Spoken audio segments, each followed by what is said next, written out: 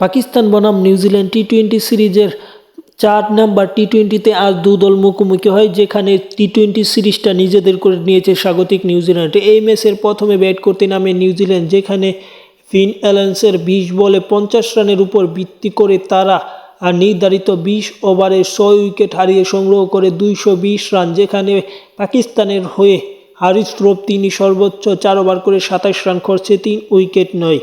জবাবে ওই দিন ভালো খেলা প্লেয়ারগুলো পাকিস্তানের আজ ভালো খেলতে পারেনি। পাকিস্তানের প্রয়োজন ছিল 221 রান, ওই দিন 200 গত ম্যাচে 205 রান করে জিতেছে, যেটা 16 ওভারে, কিন্তু আজ এই ম্যাচটাও তারা 16 ওভার পর্যন্ত খেলেছে এবং 16 ওভার 2 বলে তারা অল আউট হয়ে যায় 105 রান করে, যেখানে আব্দুল সামাদ তিনি 30 বলে সর্বোচ্চ 44 রান করে, আর বাকিরা ব্যর্থ হয়েছে। এবং ফিন অ্যালেন্স এই ম্যাচটিতে 20 বলে 50 রানের জোরো ইনিংস খেলার মাধ্যমে ম্যাচ সেরা হয়েছে এবং